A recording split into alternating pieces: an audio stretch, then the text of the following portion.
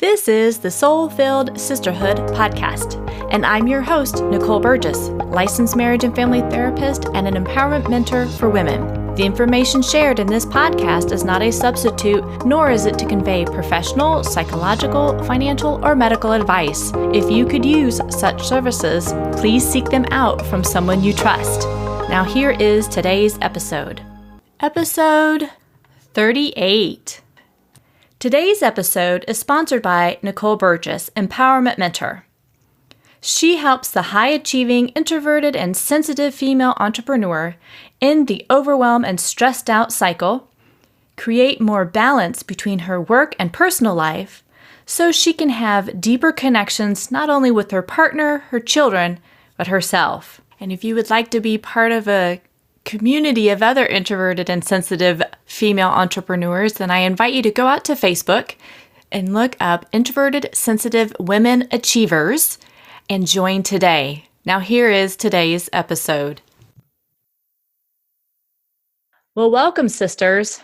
I'm so excited about my next guest.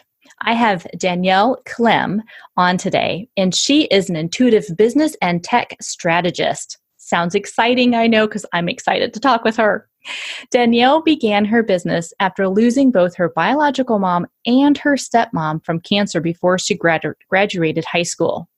This made her focus on helping ladies to discover the, quote, how-to of turning their dreams into reality, as her specialty is taking the, quote, terror out of tech terror. And I know many of you listeners out there, technology sometimes is one of those roadblocks to you. So I can't wait to dive into this a little more with Danielle today.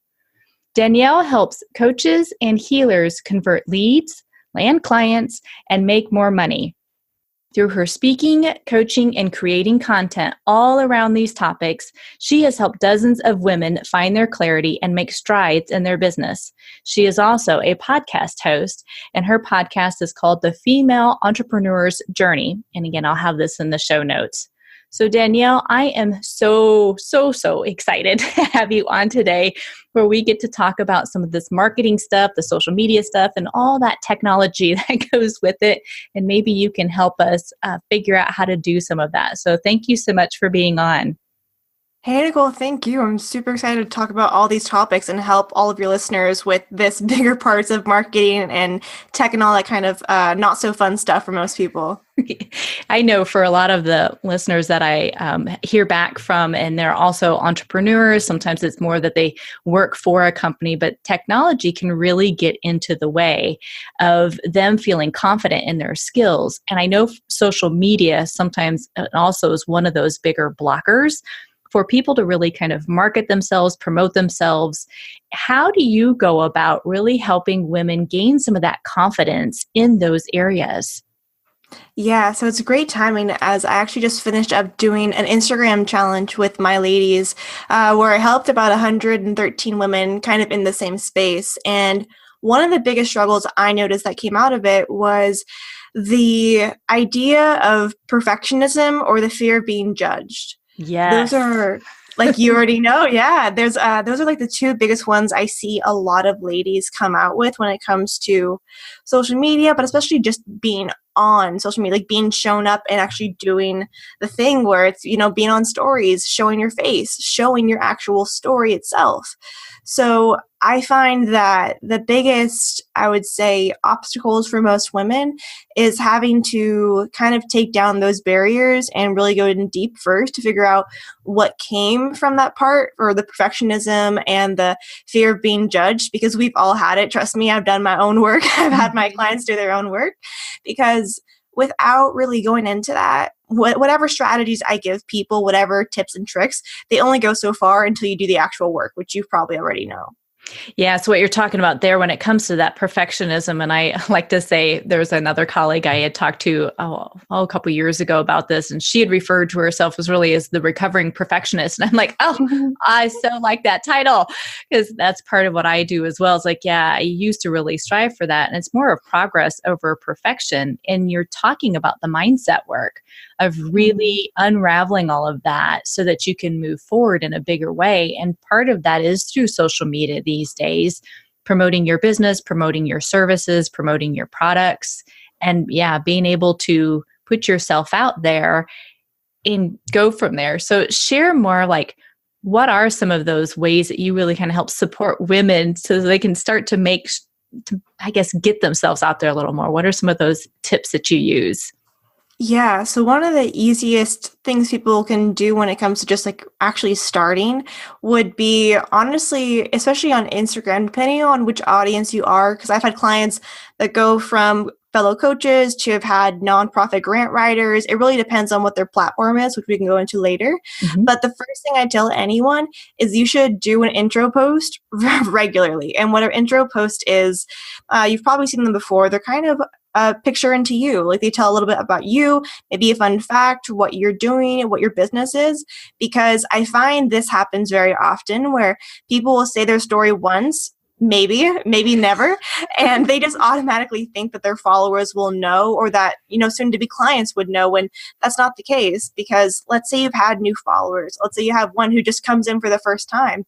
If you haven't spoken about your story in 3 months, they won't be able to find it, because no one really scales down that long. So the first tip I would give is to do an intro post of yourself and to do it often. I know people think, oh, I talked about myself, 2 weeks ago. Should I still do it? Yes.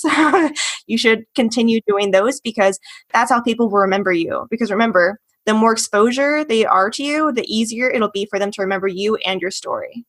That is a beautiful reminder. And I'm laughing like, oh, I have those same thoughts. Like, well, I did that 3 months ago. Why would I need to do it again? But as you just got done saying, you will have more followers. You are going to have new people entering into whatever platform that is that you're using. You just gave the example of Instagram. That, yeah, people aren't going to keep scrolling all the way down, because, again, we've got short attention spans these days. So, yeah, to have those little intros, whether it's on Instagram, YouTube videos, whatever, that helps put that in the forefront of people's minds. Good. Yeah, it's a good one. What else? What helps women continue to get themselves out there to gain that confidence? You've got the doing the intro part of it that you just talked about, and doing that fairly regularly. What else could help them? And maybe share a little more regarding, is there a certain platform that seems to work better than the others? Or what have you noticed, I guess, over your time in this field? Like, what have you noticed kind of change or be helpful or whatever, I guess, to kind of help educate our listeners?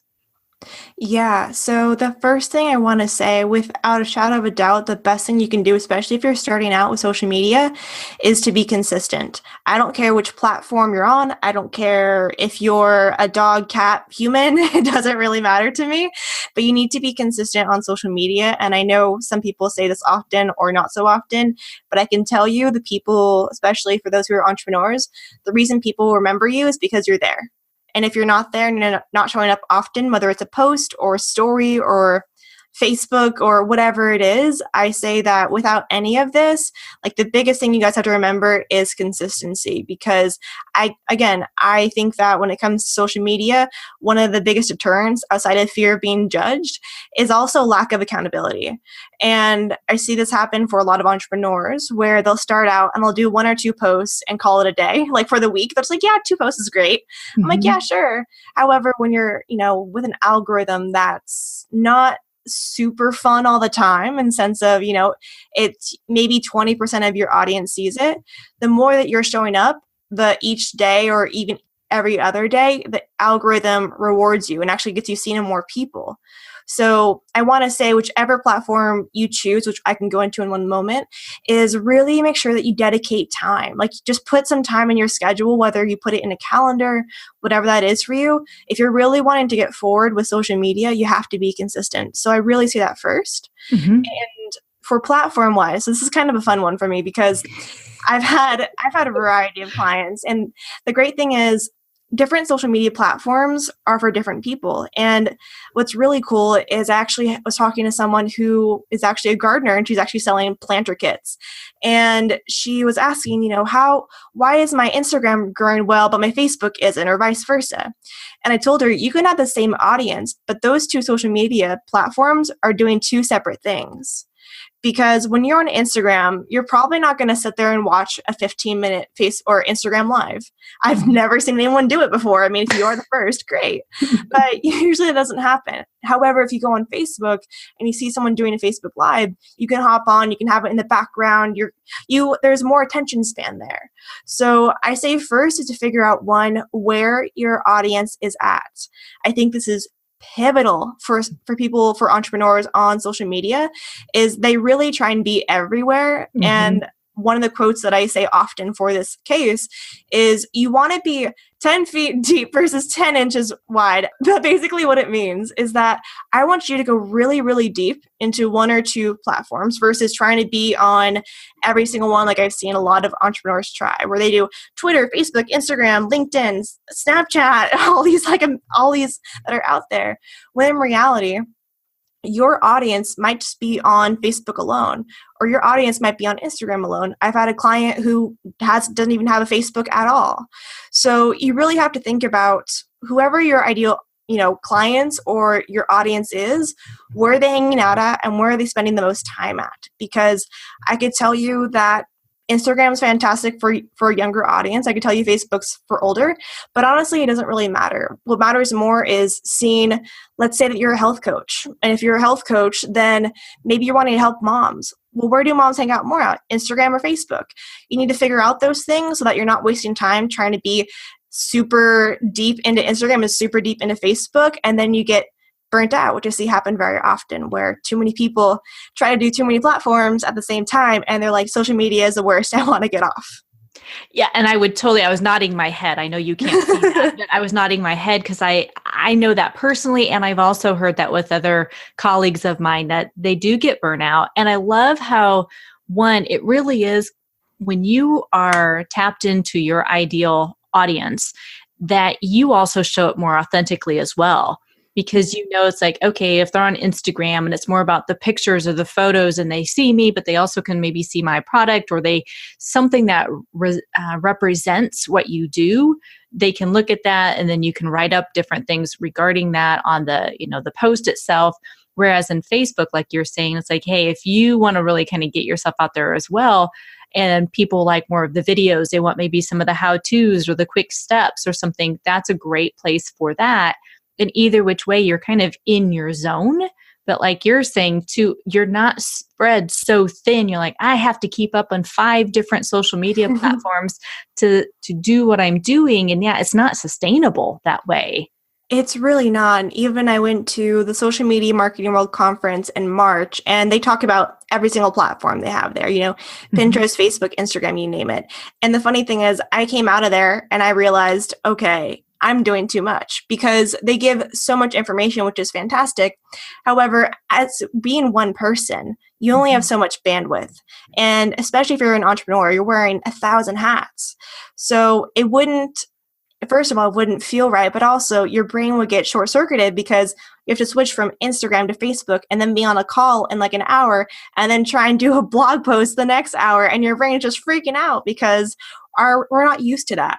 So I'd rather you, or really anyone out there, if you're struggling with, let's say, Facebook or Instagram, if you're not being able to be consistent, think about who's commenting the most on either platform. Who are you engaging with the most? Because that's a really good tell sign to see where you should be spending your time at.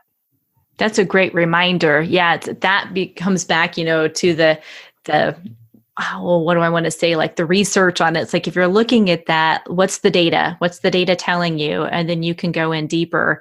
And I know you've even talked about on your podcast, getting some feedback from your clients or your potential customers too. Like if you're out there doing any surveys, or you're driving them to your email list or anything like that, or even to any one of your posts, whether it's Facebook or it's to Instagram, if you've got questions for them and they're starting to give you feedback, that also helps you with your marketing to them.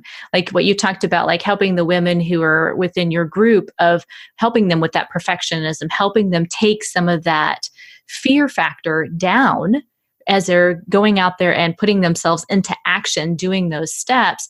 All of that helps with gaining confidence, because every time we take action, we are then facing the fear and we're moving forward anyways. And I know people can go back and listen to some previous episodes regarding that specific topic, where not letting fear drive your car. I think that was an episode 4 or something like that. But it's more of narrow it down, look at what that information is that's coming back so that you can really continue to keep doing what you love, but talking to your audience and what it is that they're needing and looking for. Mm-hmm. Exactly. Yeah, I love that. Okay, so what are some other tips you've got? You've got a wealth of information. I love this.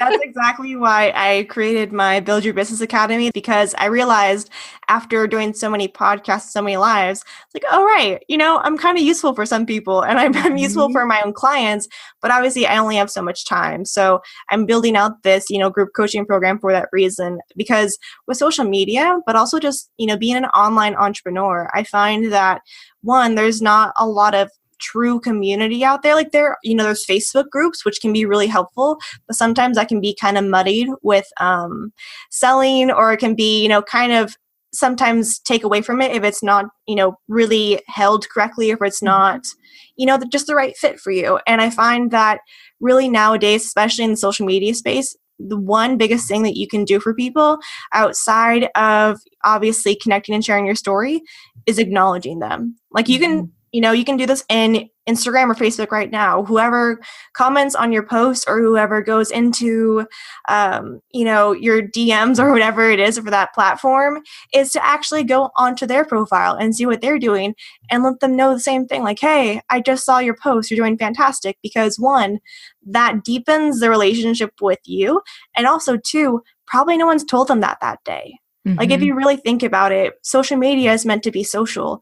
And for you, especially for a lot of you out there who I'm assuming do service-based business, what happens is you are your brand. You are your business. So it would be more beneficial to you to reach out to the people who are already commenting or who are liking and develop this relationship, because it'll come back in tenfold versus what I try and tell people. You can't really build it and they will come, because a lot of people think that way. Usually when you're first starting out, you have to find them and then they will come to you, because people don't know who you are yet. And that's why I really recommend for people, when you're on Instagram or Facebook, we can't just post 1 or 2 pictures here and call it a day, especially if you're wanting to gain clients or you don't have a full schedule right now. I really do recommend taking time. You can, again, schedule it in your day. I fully believe in Google Calendar and those type of things to help out with this. Yeah. Because what sometimes happens is we go on social media, we post a post, and we just call it a day. And although that can be helpful for, having that algorithm part, we're not actually connecting with people. Like your post might help touch someone, but you're not going the next step, which is actually talking to them. So to put some time in your schedule to actually see who's commenting, who's on their profile, who's following me, who can I reach out to, who's my ideal client, and start to like and comment their stuff, because I promise you, going through that, we'll start to see so many more connections, engagement, and reach, because you're doing the first step, which is starting a conversation, just like you would with any of your friends. Yeah, and what you're talking about, is the key piece of it is building the relationship. And especially if it's a service-oriented business, it's all about relationship. It's if you're there to serve others, you have to create the relationship with those who are following you. And I like that, we've talked about some time management in previous episodes where it's being very intentional with that. So like what you're saying, like whether it's Google Calendar, paper calendar, whatever you use, you mark that in your day. And what I'm hearing you say, it's like what I need to do then, and not just have it in the morning where I'm doing the post or I have that scheduled out, but I need to then later on that day follow up with that. And it doesn't have to be hours. It can be a good 10, 15 minutes. But if there's people engaging in it, to let them know, I see you, thank you so much, really appreciate it, or answer any questions that they may have, so that there is that building the relationship like what you're talking about. Exactly. And I find that, especially with social media, there's 2 extremes for people. There's the Gary Vaynerchuk or Gary V, who's like, hustle every day, be on DMs 8 hours a day. Or there's the others who's like, outsource everything. Let's have you have your whole time back. And the problem is, both of those extremes are not usually viable for us, because they don't work for building connections. Maybe the Gary Vee does, but you'll be so burnt out by like day 2, you won't even want to see a person ever Mhm. again. So I'm here to really help people to find that medium for themselves on like where is the right sweet spot for you, for not only yourself, but for your positioning, for your messaging, and where your people are at, so that when you're on Instagram or Facebook, whatever that is for you, that you're actually gaining leads. So you're actually getting clients in the door versus just posting to post. Yeah, exactly. And I was laughing. I was like, wow, they're both extremes. And I know one thing we haven't talked about, which you and I did prior to the interview today, we kind of went back and forth in our email exchange, but you recognized, or saw that I'm an INFJ and you were saying you were the same thing. And I was sitting there thinking, yeah, for most introverted women, especially if you're highly sensitive or anything, Mhm. going to that extreme is not going to be your ideal way of doing your marketing or being on social media. So I like that you're saying, let's explore kind of what that is for you, what that sweet spot is for you. And maybe at some point in time, you can hire more out. But yeah, as you're building a practice or as you're building up your business, that may not be the first thing that you can do. And it's also, I like to say, sometimes getting to understand of what it is you're doing and then hire that out so that you have a better understanding of like, yeah, I can do that, but I'm choosing to have someone else do that for me. Oh, I 100% agree with you, Nicole, because I saw this even in my own business when I first started out. There was a couple of things that that I did that I probably shouldn't have done, which I'm totally okay with speaking about because I can look back on it. Is Mm-hmm. one of the biggest parts was just thinking that I needed to outsource more than I needed to. So, for example, I knew myself, I was like, you know what? I don't really care for social media. I'm going to just try and outsource it. Or I'm going to try and, let's say for my website, when I first created it, which again, I did like 3 tries. So you never really know how it's going to work for you. Mm-hmm. But I know too many clients of mine who go straight to the outsourcing part, just like I did. And I have to let them know that there are certain things you should outsource, but let's say, for example, you didn't write your website copy or, the words that are actually on your website. It's not going to sound like you. So when they get on the phone with you, they will be like, oh, she doesn't speak like that. That's weird. She doesn't use that type of tone. That's odd.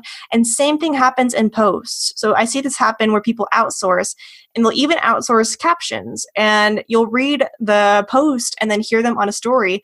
Like that's 2 different people. Like that does Mm. not sound like them. So I really recommend for people in their first couple of years of business is to really hone in on what is your message? How do you speak? How does your client speak? Where are you meeting them in the middle? Because that'll be a really good sign to see if you're on the right track. Mm-hmm. And I appreciate your honesty too. I mean, as entrepreneurs, right, we are going to make mistakes. That again is progress over perfection. And just looking at that, and when you can look back and go, oh, here's what I learned from this. And that's a great lesson at that point, saying, yeah, if the language that is being used is not how you typically speak or in that tone that you typically use, it'll feel very inauthentic. So, yeah, finding your own voice first. And sometimes it is trial and error of like what that looks like and honing that in, that really taps into what really kind of clicks with the clients that you're looking for as well. Oh, yeah. I think when I first started, you could scroll all the way down to my first post and you'll see that I was doing purple for a while, purple and yellow colors, which I don't even own a piece of purple or yellow in my whole entire closet. And it was because I was trying to appease who I thought my clients would want me to be or who I thought that I needed to be when just owning myself. And now that I've done that and rebranded to basically me, but also me, the part of me and the parts that are really what my clients want and that I am, I've had much more business because I'm not trying to put on a face. I'm not trying to censor or trying to show up a certain way that's not, authentic to me. Well, yeah, exactly. I'm laughing. I'm like, I've got tons of purple. So that's part of my website. And I wear a lot of it too. But yeah, when we are not being true to ourselves and we're trying to morph into what it's more that external validation, like, oh, I've got to be this person or I've got to do this. A lot of times we'll talk about you're trying to be the good girl versus the adult woman. Mhm. And it's like you're no longer that adolescent girl. You're this woman. It's like, and showing up fully and authentically will bring in those clients as well, because like what you've been talking about through the show today, it's when you are in alignment with who you are and what you do, people will resonate with that.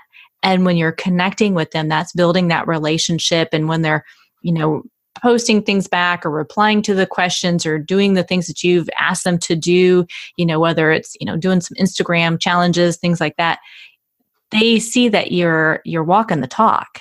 And that's extremely important to create a solid business, is that you're doing what really is in alignment with you, and it speaks to those that you really want to work with.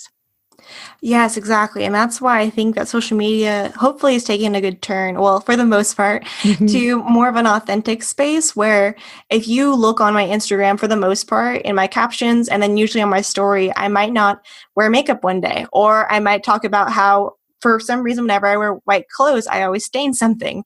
And the part is because although we're experts in our field, if we don't talk about the relatable parts of ourselves, people will think we're a robot, and no one wants to really buy from robots. I mean, at least not for right now. Maybe in like 20 years, but for right now, still no. Yeah, no, and that's so true, that it's like give them a little bit of behind the scenes and let them know, like, yeah, it's like, this is also, you may see this front because, yeah, I'm really good at this part of my job or this type of work that I do, and this is what I do in my personal life. But yeah, being able to see there's a lot of messiness in every life because we're humans and we do have a lot of messiness. So there is no perfection. It's just a lovely myth that is out there, and keep moving forward in that. So yeah. Well, I'm going to ask you kind of a different question, Danielle, and I'm curious for you, who have been some of the people that have really inspired you through this whole journey as you've grown into your business and what you offer now to other female entrepreneurs? Who are some of the people that have inspired you? That's a good question. So I'm going to give a couple because I'm an overachiever at heart. So I never can just answer by one person. So I'd say my first, which obviously, as you heard in the intro, my mom and stepmom were probably the two most influential people in my life. So I think that no matter what I do, they'll still be a part of, my decisions, who I am, because that's, they were the big pieces of why, who I am today. So I find that they were bigger parts of why I created my business and why I keep going. But also in the business space, I would say some of my favorite people to follow, Jenna Kutcher, hands down, is one of my favorite people. She's fantastic. She's real. On top of Amy Porterfield, because she has more of the techier side. She's more of my girl for that type of stuff. And then Marie Forleo, who I think does a really good balance of the two.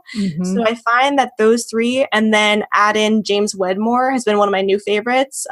Those are like my 4 favorite people right now. Awesome. Well, I love that. Yeah. Well, I'm curious, was there anything else besides, we talk about how people can find you and all of that. Was there anything else that you wanted to add to this today? Some other tips or anything else before we kind of wrap it up? Sure, yeah. So I would say for anyone doing social media or who are wanting to sell, don't be afraid to sell. Because I know if we're talking about perfectionism right now or fear of being judged, one of the biggest parts is people don't want to sound salesy, or people don't want to sound sleazy or like a car salesman, because I get that a lot from clients. They'll be like, yeah, I don't know if I should be selling this way. When in reality, if you don't sell it, no one hears it. No one will know what you do. So my challenge to all of you ladies out there is going to be doing one post or a story's even better, where you speak about what you do, why you do it, and then what's been a benefit or a result that's happened to you from a client. What's been a testimonial you can share, and then actually offer whatever your offer is. So I think this is really great. And I speak about it on my podcast, which is kind of like story showing versus storytelling, where you actually show people that you're an expert versus telling them, because you can say, I'm an expert, and no one will believe you, versus someone saying it for you, you will. So I think one of the easiest ways for you ladies to kind of feel comfortable with that is to, one, really remember that if you're not speaking it or speaking it often for your offer, no one will know. And if they don't know, you can't help those people because they have no idea what you're offering. And second is to really utilize testimonials that you have, because those will not only establish your credibility, but also they'll remember people like, oh, yeah, she's an expert. Like, I should go talk to her. Like, I should be able to. So when you talk about your offer in the next post or story, you already have that established credibility. I love that. Those are great tips out there. And again, nodding my head up and down, like, oh, I hear that same conversation too, like what you're saying, that's like feeling sleazy because I'm trying to sell my services or my products. And Mhm. it's not that. You're selling things that you know work, that you've had, previous experience with, whatever. And it's helping other people out there know what it is that you have and what can help them as well. So I so appreciate you coming on, Danielle. And for all you listeners out there, again, I'll have this all in my show notes again. Her website is Danielle, which is DANIELLE, Clem, KLEMM.com. And that's her main website. And then I'll list out Danielle's Facebook and Instagram links as well on the website, along with her podcast, which again is the Female Entrepreneur's Journey will be out there too.